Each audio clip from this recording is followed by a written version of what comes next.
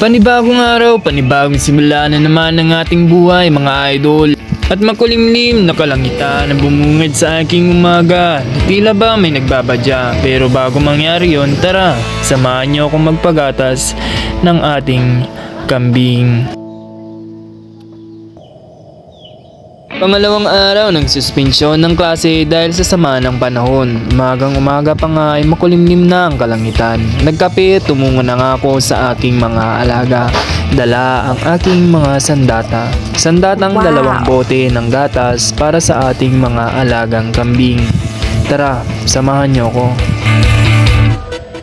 At dito bumungad agad ang aking mga alagang kambing na mistulang gutom sa aking mga dalang sandata na para sa kanila.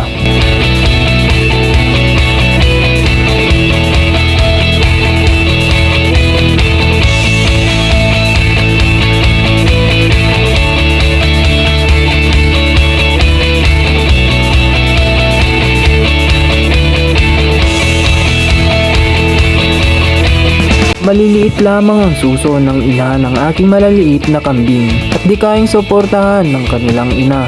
Kaya dapat lamang nabigyan sila ng alternatibong gatas na makatutulong sa kanila para lumusog at di sila mabansot o di naman kaya ay mamatay.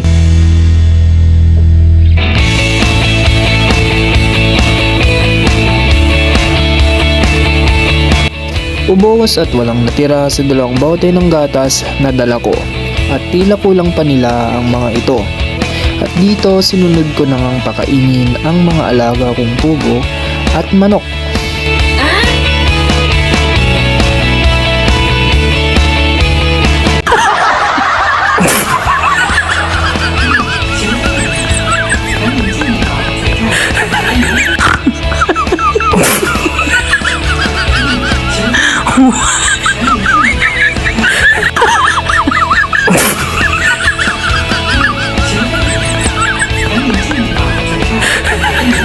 Tapos kong pakainin ang alaga kong pugo at manok, isinunod ko naman ang aking mga alagang kambing.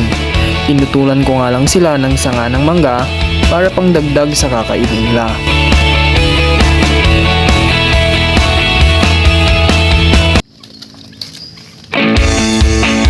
Mas napapaigi mo ang isang bagay kung ito ang gusto at hilig mo. Kaya kung ako sa'yo, sa'yo na ako.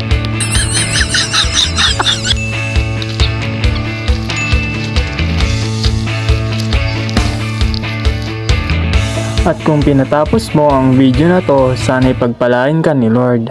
At sana'y mapagtagumpayan mo ang mga pagsubok mo sa buhay. Maraming salamat sa panonood. Paalam!